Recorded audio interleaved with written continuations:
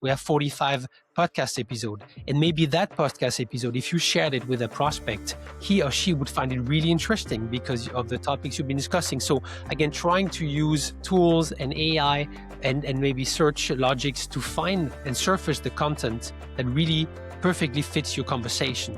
Because there's nothing worse than having to send an email to somebody, say, I just wanted to hear if you had received my email with my proposition. You want to give something. Of course. That's a natural way to remind somebody that you are alive and you're waiting for the answer, is just to give something. I heard this episode and I thought about you in our conversation last time. This is value creation.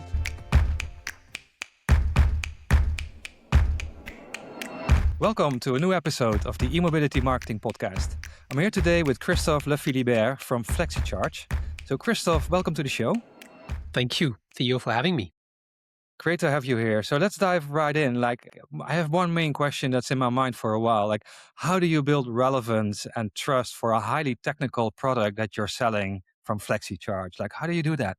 What's your approach? Well, I think the challenge that is highly technical and it's also very invisible, right? Because it's software. Well, we have also a piece of hardware which helps to make things tangible also. But in the end, it's about, the challenge that drivers don't see it. The site owners, they barely understand also it, to be honest, most of the time. But it determines whether the business case works. I think I will really try to be tangible on the value that it creates without diving into the details. Again, marketing is educating, as we know, the journey of the modern buyer. I was just starting to listen to Dream Data's report on LinkedIn Ads for 26, and they're talking about the journey has extended even further. We're talking about 272 days now from the first marketing touch point to the closing deal, right? It's almost 9 months. It's a pregnancy. Again, in this long journey, marketing has to explain, and we have time to explain, but to get the hook, to get the interest, you want to be quite to the point. So I'm really focusing a lot on the value, the outcome that you can expect, right? And also mirror the pains that we know that they are facing, right? So, and then as we start to get some interest, then we can start to talk a bit more about the technical aspects. But again, no matter how technical it is, value and the pains, and then we can dive into the product. Right. So can I summarize that your marketing is mainly focused on building that authority in your niche instead of lead generation and hoping for the best from those conversations? Absolutely, yeah, and it's exactly, and it's a long game. We're playing the long game, and especially in an area which is more emerging, it's a new wave, right? After the hardware and then the CPMS, the first backend. Now it's a new wave of new solutions which are in fragmentation. I think in the mobility, where again niche are appearing and growing. Because of the market condition, yeah, it's a long game of education, and it's definitely not by being pushy and salesy that it works. Exactly. Yeah. Okay, well, thanks for answering that question. So let's go back to a brief introduction about who you are, what you're doing at FLEXeCHARGE, and in general, can you describe the product that FLEXeCHARGE is bringing to the market? I'm really deeply passionate about the green transition. I've been working with a small period off, but since 2013, I dipped my toes in this industry. Hmm. I was lucky to work for a startup. Doesn't exist today, but very visionary, doing solar charging stations already in 2013 for eMobility. And that really opened my mind and it blew my mind in terms of the world of opportunities it opens. And so I've worked also in e-retailer, so mobile retailer, electricity retailer on the B2C side. And I've worked on an EMSP from the Wallbox Group for also almost 2 years out of Barcelona and Copenhagen, and that really gave me insight into the world of CPOs. And then I was lucky to meet one of the founders from FLEXeCHARGE. So at the time where they were about to do the seed round, so it was a perfect match.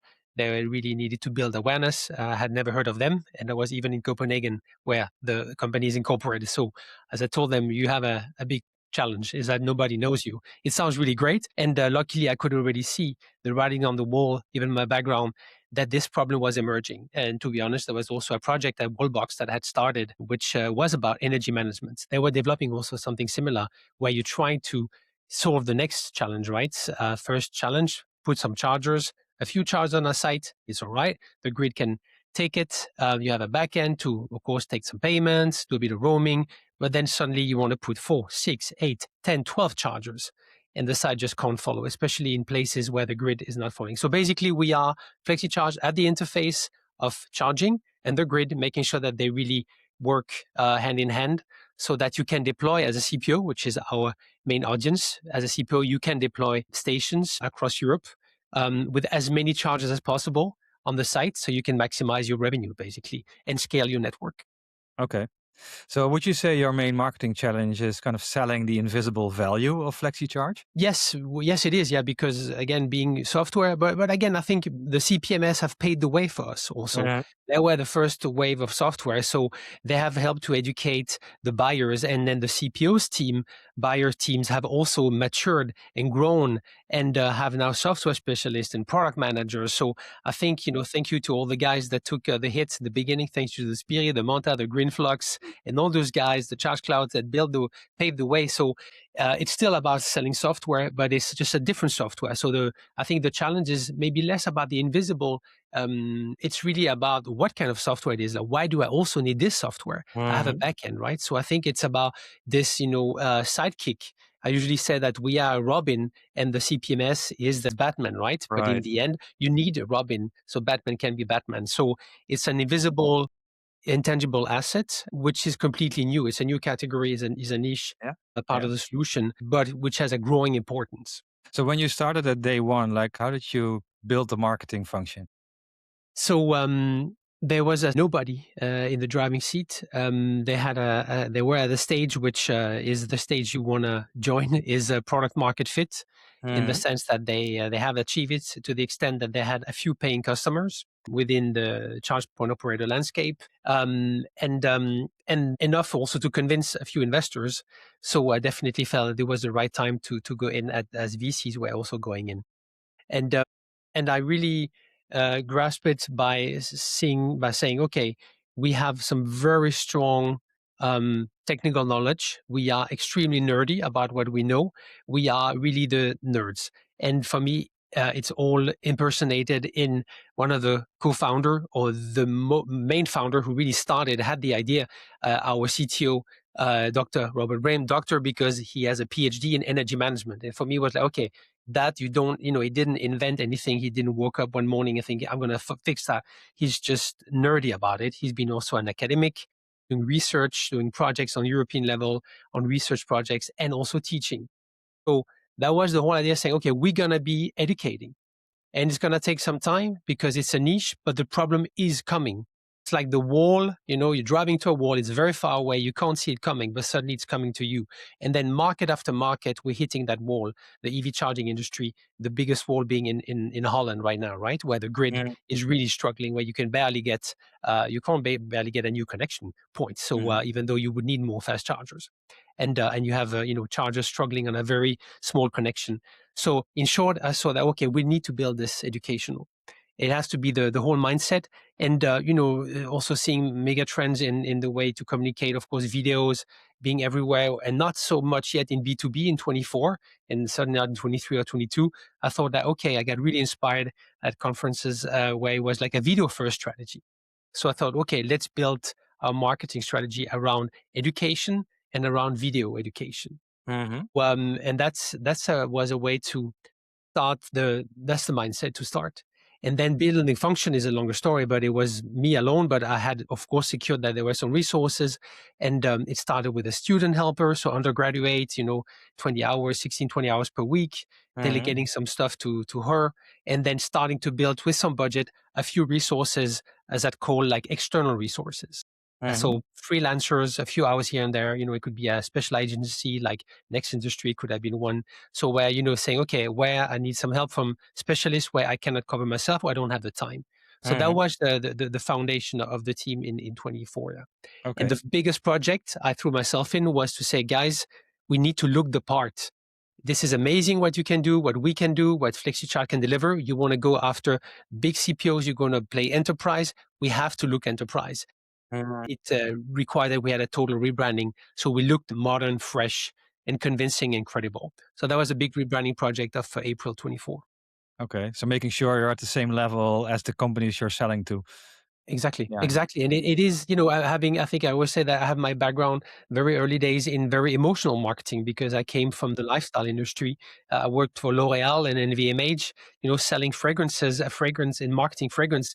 It's a bottle with that smells well, and you are facing 150 on the wall. Why do you pick that one or that one? It's because you're drawn to it by the whole emotional connection to it, the story you saw, the visuals, the commercial, whatever, the actors that is impersonating. In short, there's always emotional buying. So you want to create this emotional bond also, even though it's a technical decision, it's a Mhm. solid solution, but there's always a part of very human, like, this is really cool. It looks great. They look sharp. They have a great culture. It seems that the people inside the company are really nice. That is all ticking the box to qualify you to become on the short list. Yeah, exactly. We speak a lot about authority marketing, as we call it. And that's basically what you've been doing for those years, right? Making sure that people understand that you exist, that you're nice people, that you have a proper solution, and the needs started to arise, and you'll be the ones that they'll come to, right? That's how you build it. Can you give some?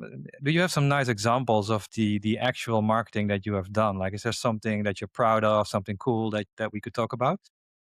Yeah, I think I would mention maybe a few initiatives that I think one of my pet project is also the podcast. That's why Hmm. also I had the pleasure to have you on the podcast.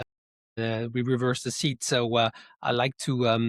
I think also there's a bit of a little journalist inside of me, and I like to engage with people and hear their stories and understand also their point of view. I think just like you do. So I decided, and I knew also that there was this whole potential of sponsoring a podcast is also a great idea to come across being attached to a very good piece of content. And since I couldn't really find a podcast that really suited what our positioning or that was available, I decided that, and I also saw that there was a bit of a hole in the market to Hmm. really have this niche, building authority within our area. Not talking about cars, not talking about but really only B2B commercials. So really a super niche podcast. And I don't care if there's only 1,000 listeners, as long as 1,000 people from the EV industry, the EV charging industry. So the podcast was definitely a format. I knew also that many people that I was talking to had a hard time to be brief, to explain stuff. They wanted to elaborate, and making an article could become really long, or shooting a video could be difficult because they have so much to say, including our own people, right? Hmm. So, including also our CEO, which I knew after exploring some time working with him that he likes the format of a podcast, right? So he can elaborate. So, in short, that was really the perfect kind of content to really have long form content, which, as you know, also any marketing we know that you can also repurpose a lot. You get your main recordings, then you have the transcript. You can do social media posts. You can make a newsletter out of it. You can do a lot of things out of it, right? So I think this was a major initiative which we started in the summer of 24, Hmm. and now we're 45 episode, yeah, and going strong. And it's also a great occasion to invite prospects and people that we would like to work closer with, right? So obviously that's also the value plus all the educational all the transcript, you have the knowledge you can share with the product team, with the sales team. You talk with the specialists, people that have really cultivated a topic. It can be depot charging. They've been visiting 500 charging depot operations, and they have so much knowledge, and they come and share it here during 40 minutes, right? It's They have golden so nugget. much to say, right? You have So a much to say. genuinely nice conversation. Exactly. So the podcast, I would think, is a main one, and I think that our webinars, again, it's a good classic. There's nothing completely new, probably even more widespread than podcasts today. But I think those were again very very aligned with what we could do in our DNA as Hmm. educator, as authority builder. The webinar was perfect, knowing that I had our CTO who's really used to an academic and teacher to come across and share his knowledge. So it Hmm. was like this is the right format. So we've been very also active. I think we did one per month in 25 in terms of webinar. That's again, it's not rocket science, but it just we just had the right outcome to the right outset to be successful with webinars. Right. Yeah, I think those are two great examples. And I assume the webinars can be found on your website as well. So the same with the podcast, you have a great piece of content that you can reshare, right? Absolutely, yeah. Yeah, And now I love that our CTO, he told me a few months ago, it was like, when I'm going to now trade shows, people come over to me and say, "Hey, you Robert from FLEXeCHARGE." It's like, that's do I know cool. you? No, I've seen you, on LinkedIn, because of course we've been also pushing, because it's really relevant content, and then you establish a thought leader profile this way also. Right. Yeah, this is an interesting topic, Christoph, that I would like to speak about as well. Like, how do you get people involved internally? How do you stimulate a founder to be active on LinkedIn? You can help them, of course, with it, but how do you do that? How did you organize this? Yeah, it's a very good question. I mean, before I started, I worked with full time. I started as a consultant, and I was evaluating also. I had this in mind, and I think I'll have in the future even more in mind. Like, who are you going to work with, and what are the profiles? Are they introverted? Are they extroverted? What's the background? Have they spoken? Do they have keynote experience, and so on? And Mhm. again, with Robert, it was clearly see from the start that it wasn't difficult. It was more like of just channeling him, but it was super easy. I didn't need to work on that. He wanted to do it. He just needed the platform and somebody to organize this knowledge, get the knowledge out of his brain and put it in webinars and other formats. And I think the argumentation with other stakeholders. So we pretty ambitious at FlexiCharge with employee advocacy and thought Mhm. leadership through LinkedIn in particular. Well, first, I think there's a clear alignment that, for example, a department like sales, that the sales director who's hiring people, I think today, again, if you hire correctly in sales, they will pick people that understand social selling, and they know that you got to be active also on social media, in LinkedIn in particular. So you end up recruiting profiles which are not easy, not difficult to convince. It's just, again, about organizing that. And that's another topic we can come into it. And how do you leverage that concretely afterwards? But the convincing part for those guys, easy. And then I think we had discussion with our CCO, the other founder, and then the third founder, Max, our CEO. And again, on a rational level, they were convinced, they knew it. And then it's about nudging, it's about making it easy. It's about do some pre-work. So for example, one in my team is doing some shadow writing for one of our Mhm. uh, co-founder, or sitting with him. It's this whole trend of founder-led content, Yeah, where you yeah, basically interview, have some conversation on a regular basis with a person across different topics. You might even document with a few images, pictures, or maybe a short video. And then again, off you leave from there, and then get a gold mine of content which you can cut and absolutely. dice into the content for the following month or whatever. Yeah. So they were on board rationally. They just need to make it happen.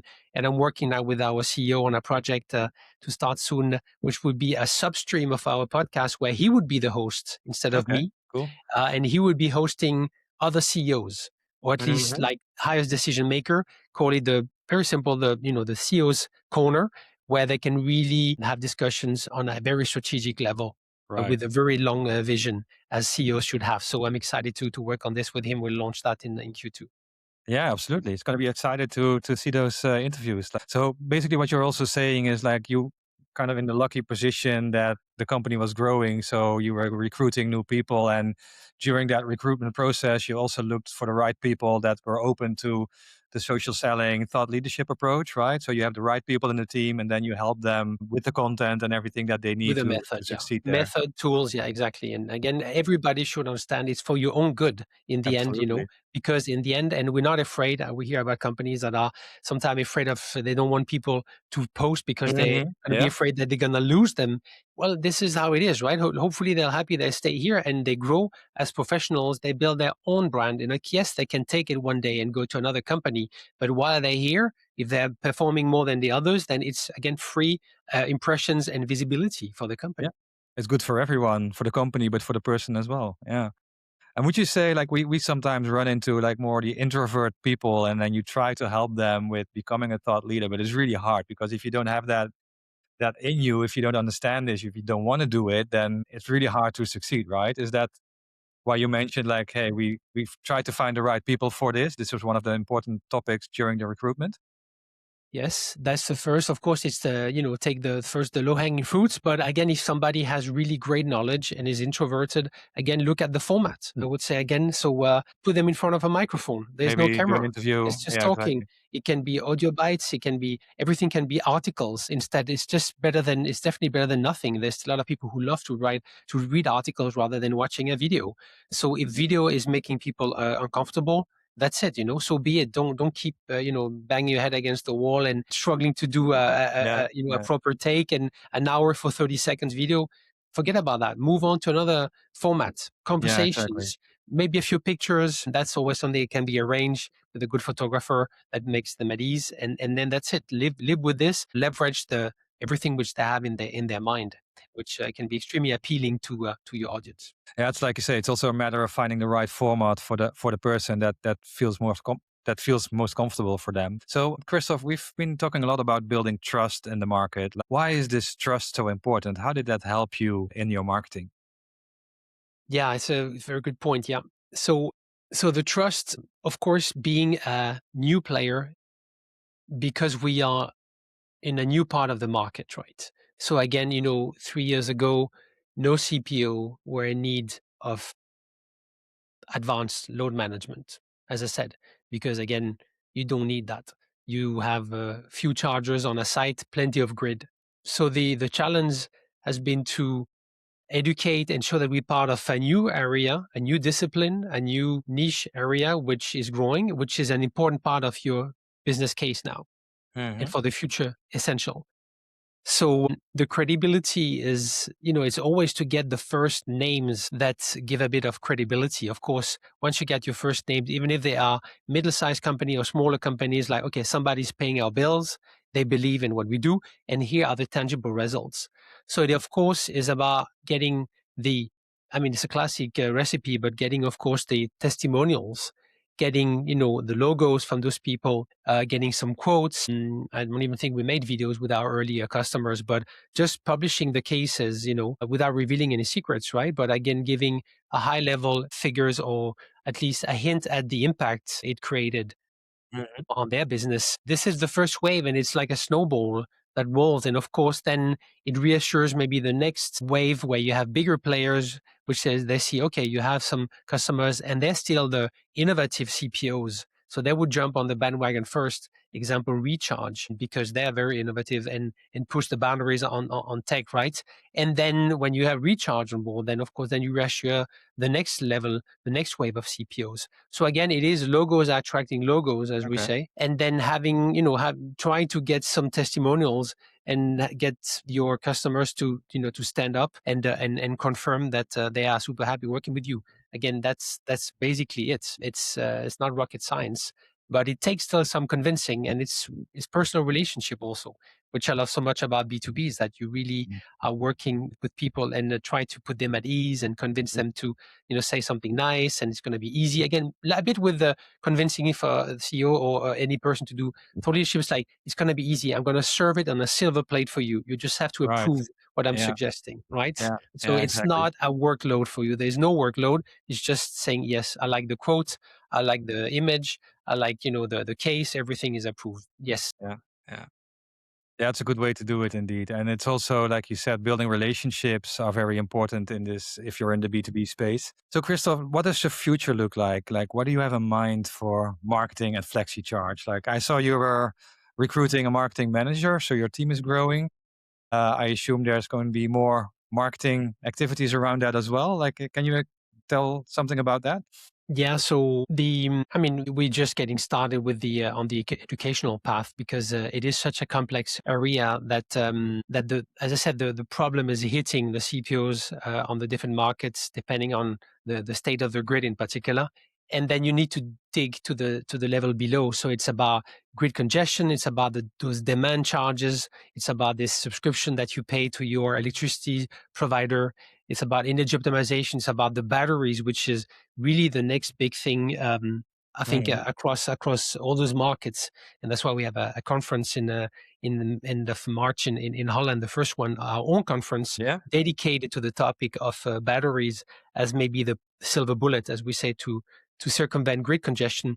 So we have to dig now to the next level. They understand there's a problem. They understand there are solutions like ours and a few other competitors. And now it's about rolling out this educational material and Mhm. widening it. So again, we maintain a lot of different formats, which is challenging, but again, with the help of processes and AI, it is definitely doable for a three-man army as we are. So across brochures, webinars, customer case, podcasts, and conferences. So Yeah. both our own and then trade shows participation. So the new person that I was looking for, and I'm looking for, is definitely here to come and give me better sparring because I've been working Mhm. now alone in the building this for 2 years, and I think that to take it to the next level, I'm really looking for a sharp brain to come and give me some sparring. So I can imagine. that's another important element, yeah, and it's about getting even tighter in our collaboration with the sales team, so we can show how the whole growth engine is working, Mhm. how you know that if you put if and some efforts here or there or budget here or there, you get this outcome that translates into concrete pipeline growth. So trying to focus on this kind of rev ops parts, which falls a bit between sales and marketing. That's a very important part of this recruitment. So and then a full-time intern. We're lucky that there are some amazing people out there that want to come for 6 months on projects, learn, and at the same time contribute. And yeah, young people have amazing skills when it comes to tools, right? That's Definitely. Yeah, you can learn a lot in the process as well, right? It's I always love absolutely, to work with interns. So, absolutely, like organizing your own event in the Netherlands, like the first one, yes. that must have taken a lot of time as well, right? Oh, wow, yeah. I must say I Must be a challenge. underestimated a little bit the complexity because it's a bit the chicken and the egg. Like if you don't have the program, you can't really convince people to come, and if you don't have who is your audience, then the speakers also want to know like who am I gonna speak in Yeah. front of. So it's taking some convincing. I think again we're pulling it off because also I think here it's the synergy with the podcasts that Mhm. comes along, right? And not only the synergies, of course, with all the sales collaboration, and our customer and our ecosystem partnerships, which is also very important because by definition, being an EMS, we are orchestrating different type of assets. So we are vendor agnostic. So that's a very strong part of our DNA. So we are kind of by definition collaborating with anybody.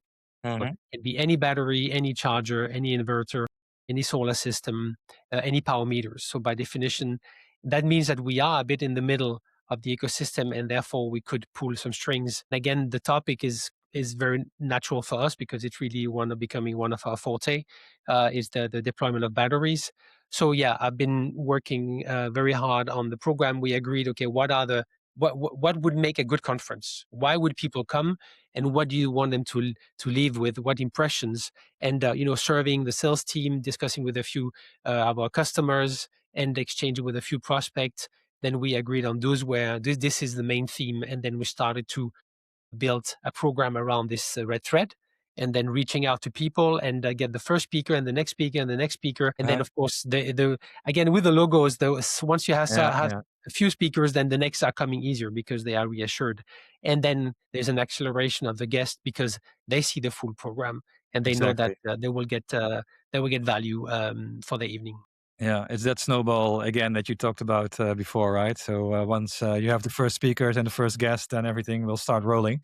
Yes, Yeah. it's even more intensive. I listened to the episode you had some time ago with the lady talking about the trade show strategies, right? Which is I know Hmm. also you guys are working on. It's that, but it's interesting because it's a bit different because we in full control, right? It's our Yeah, event, yeah, so yeah. it's also a great opportunity. But it's just even more heavy lifting because Right. you're not sure that people will come. Where at a Yeah, trade show there will be people. Then of yeah. course the challenge is to make them to come to your booth. Now for us, it's really just to make them come to the venue, right? Come to the event. Yeah, Yeah. exactly. Yeah. Yeah, it's a different challenge. Christoph, one big question I had in mind. I wanted to keep it for the end of the podcast. Like, will there ever be a time that the need for FLEXeCHARGE will disappear? In the perfect world, when the grid is optimized, everything's running smoothly, do we still need a solution like FLEXeCHARGE? I don't think there will ever be a fix on the grid. That means that, which would mean that you could get as much power as you want and you don't care, and you can just put as many charges as you want. You don't even need batteries. The investment and the time it will take to upgrade the grid, it's just it's too big of a cost and an invoice for all of us in Europe. So as a continent, for a geopolitical reason, we don't want to wait for 3 decades to electrify our whole system, right? We want to do that in the next 10 years, Yeah. or by 2035.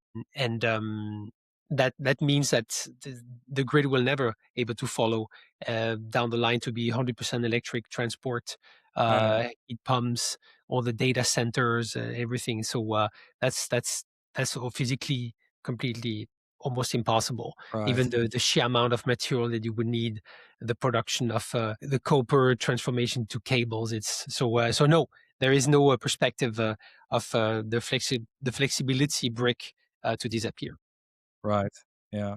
Yeah, and we need many more chargers. So still for the years to come, we'll need solutions that can support this. And like you said, that can grow the networks faster than that even today we're doing. Right. We need much faster approach to e-mobility and more chargers out there as soon as we can. So yeah, I fully Exactly. agree there. Yeah. Exactly, and we need to provide the CPOs and new revenues. Mhm. Than only Yeah. selling. First, they should sell as many kilowatt hours as possible. Fundamental job number one, and then they need to make new revenues from Mhm. flexibility services, Exactly. ancillary services, and that's part of the. They need that today. They can make buy, but by we agree on this vision with our CEO. By the end of the decade, at least already, it will be a must that you also have this income stream as a Right. CPO. Yeah. Yeah, we need a lot more flexibility. Absolutely. So let's get back to the alignment with sales, Christoph, because this is something we always talk about with our clients as well. Like, go talk to your sales team, like take the learnings from their conversations they're having with potential clients. Is that something that you're actively doing internally as well? Yes, very much. We really have a very tight collaboration with the sales team, and also embodied by my very close collaboration with our sales director, Dimitri. And I think, again, it's because, again, as I mentioned earlier, the reports are all confirming this, whatever the source, that the sales cycles are so long. So marketing is in charge to build this educational layer Hmm. and provide insights to this self-learning and self-studying buyer. The Hmm. buyers in the old days, they had to call companies or get brochures and so on. Now Right. everything Yeah. is online, and they will chat. They will use also the LLMs, right? So you have to be Absolutely. present also here. That's of course another discussion, but this is also something we working very actively on to be cited and mentioned. But Hmm. the close collaboration can never be close enough, and we have bi-weekly meetings where we talk campaigns, so they always know what we're running, which companies are being impacted by our communication, who's reacting most to our messages, the signals. And then we have weekly where they are driving a meeting on the lead generation, where we again are participating and always contributing. So we try to avoid, I heard in another podcast, the content island syndrome. So that you create content and you're on your island, and then nobody cares because nobody knows what you're doing in marketing, and Hmm. nobody's using this material. Because Hmm. especially when you are also very productive as we are, I mean, when I go once in a while on our database, which is for now just a simple sheet with all the content we produce, of course you get a bit lost. So now we're even trying to think, okay, how can we improve the way our sales team can easily find the content they want and they can use in their Hmm. exchanges, right? So Yeah. so that there's always an alignment between the email that are sent by marketing, the campaigns, and then the one-to-one. So we also avoid that we are always removing people from campaigns if they already received an email a few days before. So avoiding the spam, avoiding too many emails. So we are on the technical level really getting close to each other for the handovers, from the warm up of leads, the campaign alignments, and then the content usage. I think, and this new person I'm going to hire soon is going to help to make it even tighter. So there's really two-person, one from sales marketing, that are also working on a very operational level, very close to each other, just like we on a strategic level work closely with the sales director. Right. So how do you prevent? I think it's interesting what you mentioned around that content island. How do you prevent that? How do you? I mean, I think we all create content at some point that hardly anyone uses, and then you think, okay, why did we spend so much time on this? So how can you prevent doing that? Yeah. Yeah. Well, I think there's it's establishing those routines, right? So it can be. I guess we have different occasions to talk about that with the sales team. One being thought leadership. So we have a program where anybody who's interested in being more active can be coached. We can give some good tips on optimizing their page, on setting up some prompts to create quickly some contents and give some inspiration. So on this Slack channel, for now, we're moving to a tool soon, but on this Slack channel, there will be content. And again, therefore, we are feeding them all the time with interesting content on different topics. And then there is a lead generation meeting where we again are saying, well, again, reminder for this week, we have this in focus, we have those posts coming out. This is what we're posting from a company perspective. You can expect that you can reuse that again with your own tone of voice and with your own take on it. And we are, and therefore, and also maintaining this database, which and try to make it easy. At the beginning, as I said, it was just an Excel sheet saying we have those 3 videos and we have those 3 white papers. Now everything is growing. We have 45 podcast episode. And maybe that podcast episode, if you shared it with a prospect, he or she Exactly. would find it really interesting because of the topics you've been discussing. So again, trying to use tools and AI and maybe search logics to find and surface the content that really perfectly fits your conversation. So my dream is that, again, everything is crawlable. All the content can be discovered with keywords or Hmm. with key expressions, and that you can find that exact piece of content that really fits the perfect in the conversation where you are right now with that person.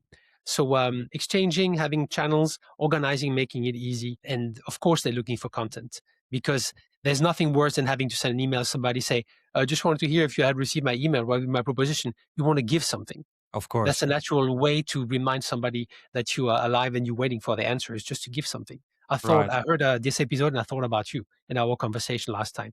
This Yeah. is value creation. Exactly. Show the value, offer the value that they can use. Absolutely. Okay, Christophe. Well, I really enjoyed our conversation today. So thanks for joining me on the eMobility Marketing Podcast. Is there any last words for the audience from your end? Thank you, Theo. Again, to the marketing audience, work closely with your sales. You have to be best buddies. You can't be enemies. You can't be you have to be good friends. So do your best, grab some beers and sit down and really align your processes. It's when it starts to work, it's fantastic. Great. Well, thanks for that final note, Christophe. And again, thanks for joining us today. All the details of Christophe and FLEXeCHARGE you can find in the show notes. And I'll see you again next time for a new episode of the eMobility Marketing Podcast.